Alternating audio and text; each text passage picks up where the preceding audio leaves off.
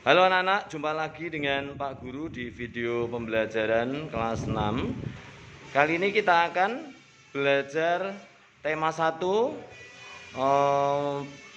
materi IPA ya. Pak Guru akan memberikan rangkuman materi mengenai perkembangbiakan tumbuhan ya. Nanti kita akan juga mempelajari perkembangbiakan hewan ya. Ini untuk bagian pertama kita akan mempelajari perkembangbiakan tumbuhan.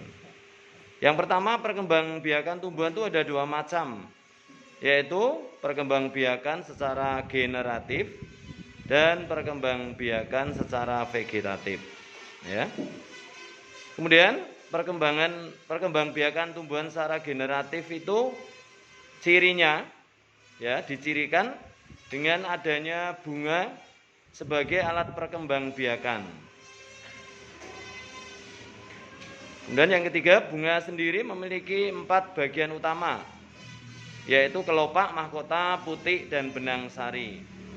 Kelopak itu bagian terluar dari bunga, berfungsi melindungi bunga sewaktu masih kuncup ya. Itu kelopak.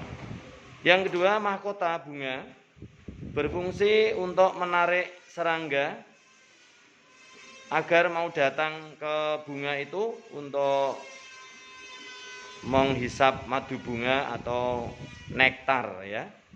Nah, pertama-tama mahkota yang berwarna-warni itu menarik dulu, baru serangga itu hinggap untuk menghisap madu bunga sehingga dapat membantu proses penyerbukan tumbuhan.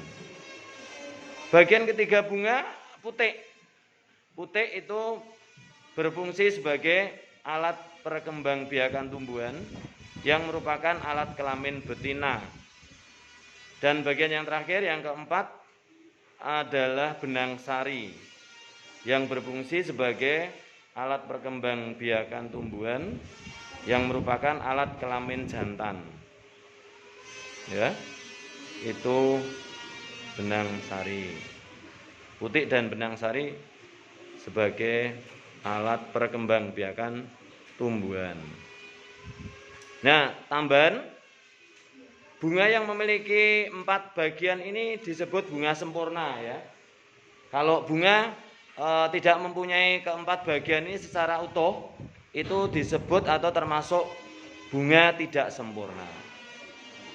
Kemudian materi berikutnya tentang putik dan benang sari sebagai alat reproduksi. Jadi putik itu berperan sebagai alat reproduksi betina yang menghasilkan sel telur namanya ya. Sedangkan benang sari berperan sebagai alat reproduksi jantan yang menghasilkan sel sperma. Lalu yang kelima, proses perkembangbiakan tumbuhan secara generatif itu terjadi dengan adanya peleburan sel kelamin jantan dan sel kelamin betina. Jadi proses perkembangbiakan tumbuhan secara generatif itu terjadi karena adanya itu bersatunya atau meleburnya sel kelamin jantan dan sel kelamin betina. Yang keenam, perkembangbiakan generatif tumbuhan diawali dengan namanya proses penyerbukan. Nah, setelah penyerbukan selanjutnya diikuti dengan terjadinya proses pembuahan. Nah, kemudian yang ketujuh, apa itu penyerbukan? Penyerbukan adalah peristiwa jatuhnya serbuk sari di kepala putik. Ya, penyerbukan itu peristiwa jatuhnya serbuk sari di kepala putik. Saat serangga atau hewan yang hinggap di bunga itu dia menghisap nektar atau madu bunga, dia berpindah bunga satu ke bunga lain, benang sari satu ke benang sari lain. Nah, dia itu membantu proses penyerbukan. Serbuk sari akan jatuh di kepala putik berkat bantuan hewan serangga ini tadi. Nah, setelah proses penyerbukan yang ke-8, akan terjadi proses pembuahan. Apa itu pembuahan? Pembuahan adalah peristiwa bertemunya sel telur ya dari putik dengan sel jantan pada serbuk sari.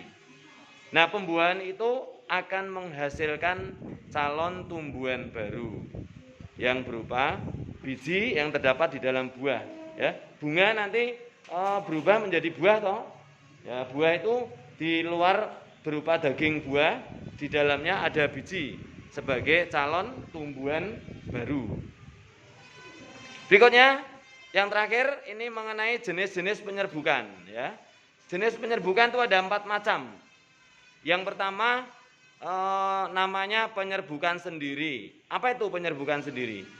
Penyerbukan sendiri itu jika serbuk sari jatuh di kepala putik bunga itu sendiri. Itu namanya penyerbukan sendiri.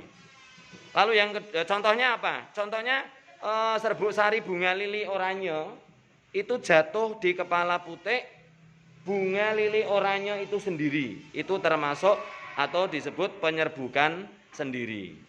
Kemudian jenis penyerbukan yang kedua namanya penyerbukan tetangga. Apa itu penyerbukan tetangga? Yaitu jika serbuk sari jatuh di kepala putik bunga lain tetapi masih satu pohon. Satu pohon satu jenis. Contohnya serbuk sari bunga lili oranye jatuh di kepala putik bunga lili oranye lain tapi masih satu pohon.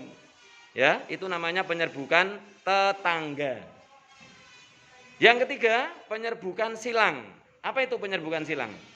Yaitu penyerbukan yang terjadi jika serbuk sari jatuh di kepala putik bunga pada pohon yang berbeda tetapi masih satu jenis. Itu penyerbukan silang. Contohnya apa? Contohnya bunga lili oranye dengan bunga lili oranye tapi pohon lain.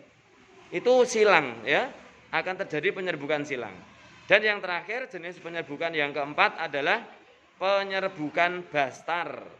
Yaitu penyerbukan yang terjadi jika serbuk sari satu bunga jatuh di kepala putik bunga lain ya, yang beda pohon dan juga beda varietas, beda jenisnya.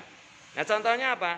Contohnya nih lili oranye dengan lili merah.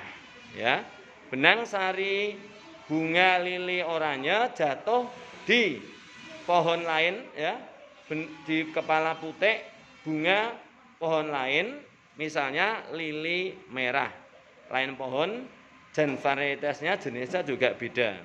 Itu termasuk penyerbukan bastar. Penyerbukan bastar. Ya, demikian anak-anak untuk sedikit rangkuman materi IPA.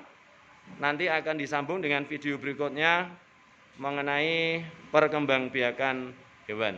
Selamat belajar, tetap jaga kesehatan dan patuhi protokol kesehatan.